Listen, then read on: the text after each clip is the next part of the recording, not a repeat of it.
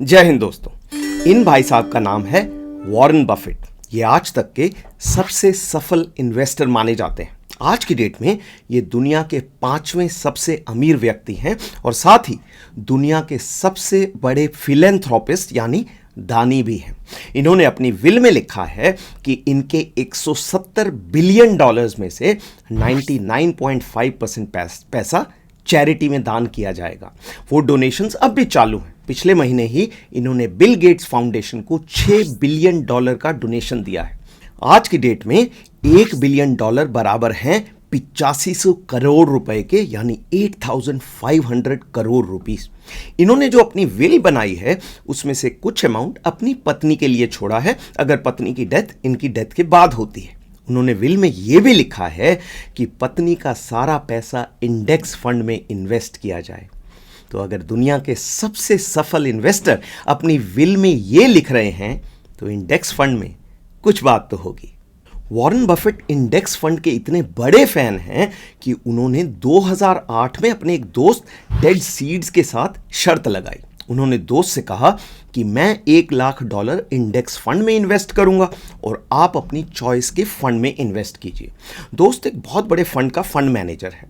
10 साल बाद देखेंगे कि किसका पैसा ज्यादा ग्रो हुआ है और जो भी टोटल पैसा होगा उसे डोनेट कर देंगे। शर्त 9 साल बाद 2016 के अंत में खत्म की गई। 2016 में टेड साहब ने हार मान ली।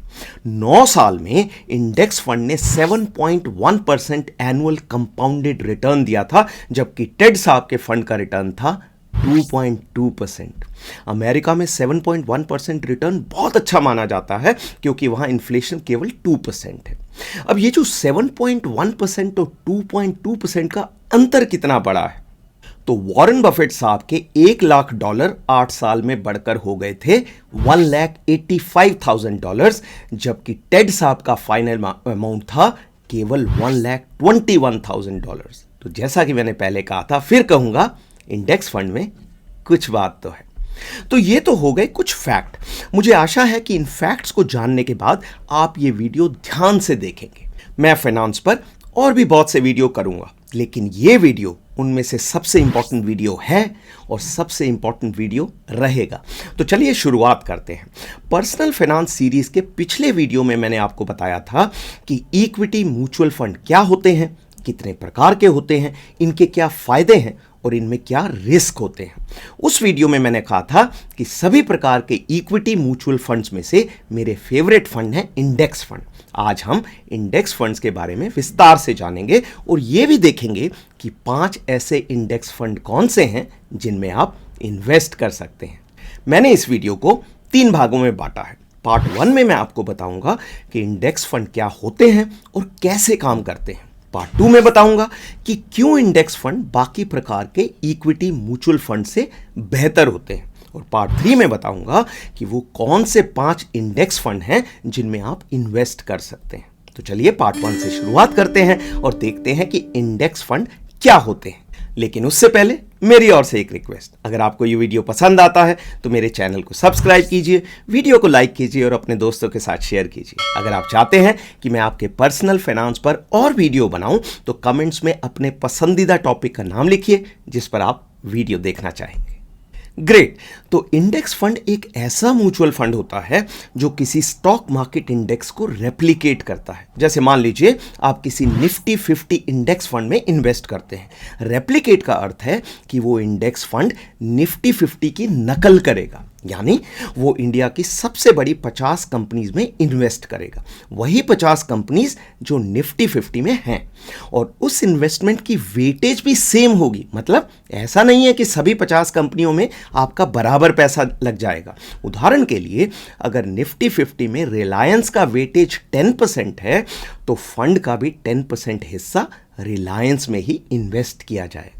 दूसरे शब्दों में हम कह सकते हैं कि इंडेक्स फंड एक प्रकार की पैसिव इन्वेस्टमेंट है। इनमें फंड मैनेजर अपना दिमाग नहीं लगाता कि किस कंपनी में कितना पैसा लगाना है। जैसा मैंने कहा, वो मार्केट इंडेक्स की नकल करता है। इनफैक्ट नकल भी कंप्यूटर करता है, फंड मैनेजर सिर्फ मॉनिटर करता है कि सब ठीक चल रहा है।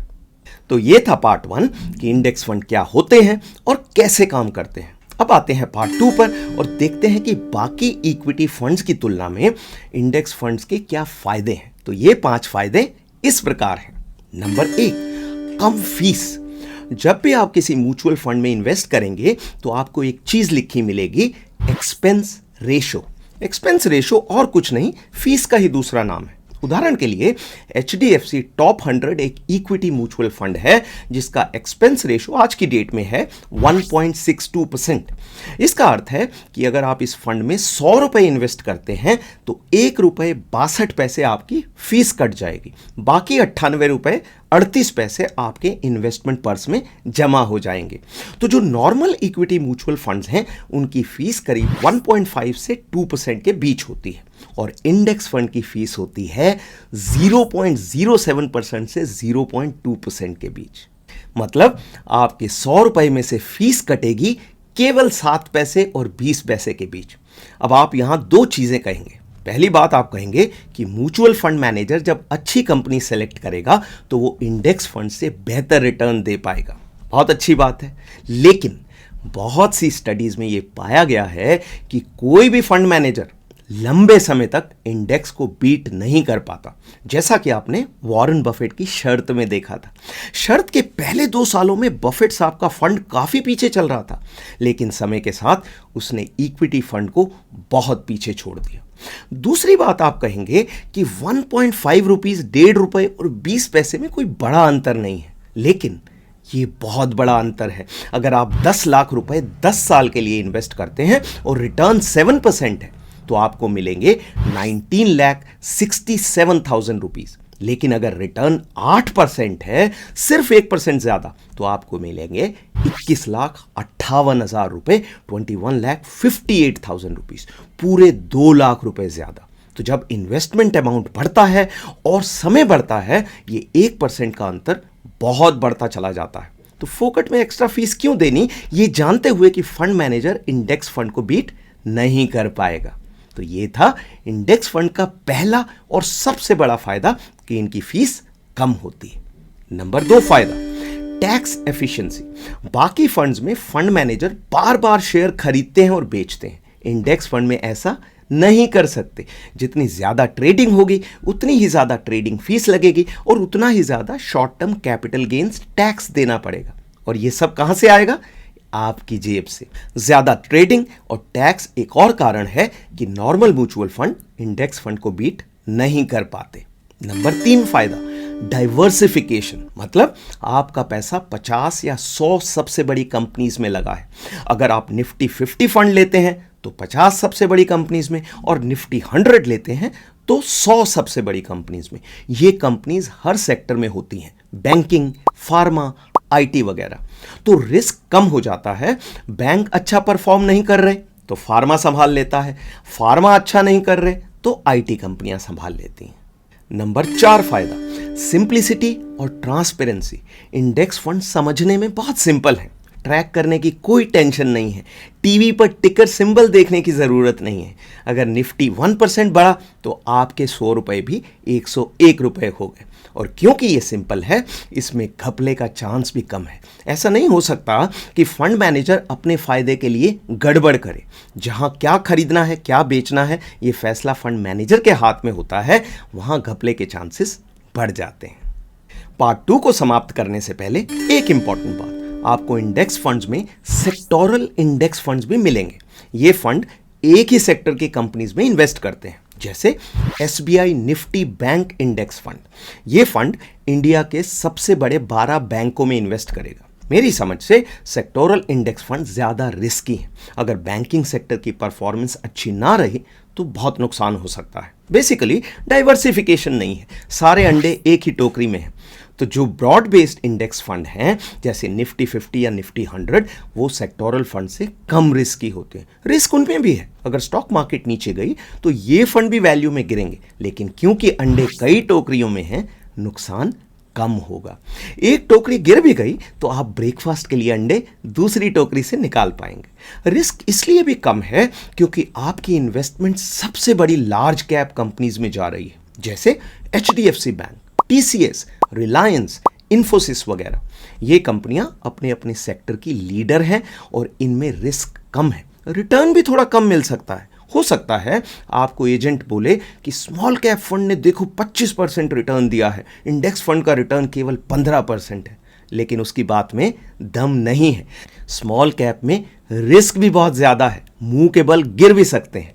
कोई भी एजेंट इंडेक्स फंड की बात नहीं करेगा। क्यों? क्योंकि इंडेक्स फंड में उनका कमीशन सबसे कम होता है। तो ये था पार्ट 2।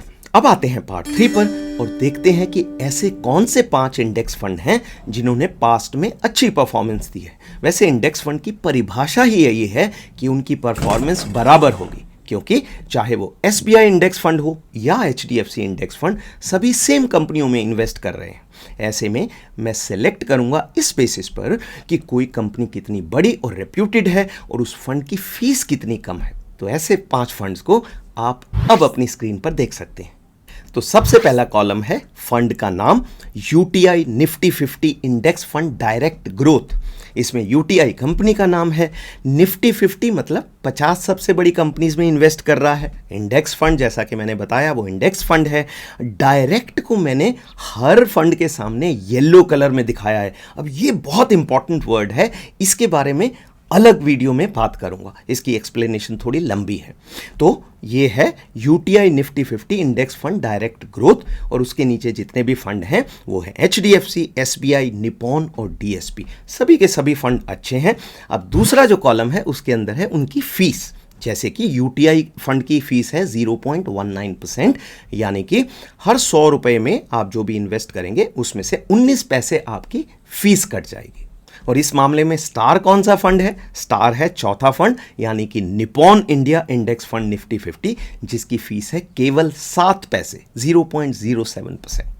तीसरा कॉलम है AUM यानी एसेट अंडर मैनेजमेंट, मतलब इस फंड में लोगों ने कितना पैसा इन्वेस्ट किया है। तो ये भी एक इंपॉर्टेंट चीज़ है जो आपको मालूम होनी चाहिए। इससे आपको पता लगेगा कि उस कंपनी में लोगों का कितना विश्वास है। तो UTI में सबसे ज़्यादा है 24,116 करोड़, HDFC में नंबर 2 20,409 करोड़ और सबसे अंत में जो है वो DSP निफ्टी 50 है जिसमें 739 करोड़ रुपए जमा है। और लास्ट कॉलम, जैसा कि मैंने बताया, बाय डेफिनेशन परिभाषा से ही सभी निफ्टी 50 फंड्स का रिटर्न सेम रहेगा, क्योंकि वो सभी सेम कंपनियों में इन्वेस्ट कर रहे हैं और सेम इंडेक्स की नकल कर रहे हैं। तो ये था आज का वीडियो। अंत में कहूंगा कि 99.99% लोग जो स्टॉक मार्केट में इन्वेस्ट कर रहे हैं उन्हें स्टॉक मार्केट की नॉलेज बिल्कुल भी नहीं है। उनमें मैं भी शामिल हूं। ऐसे में अगर आप स्टॉक मार्केट में पार्टिसिपेट करना चाहते हैं ज़्यादा टेंशन लिए बिना, तो इंडेक्स फंड एक बेहतर चॉइस है। आज के लिए इतना ही। अगले वीडियो तक अपना ख्याल रखें और स्वस्थ रहें।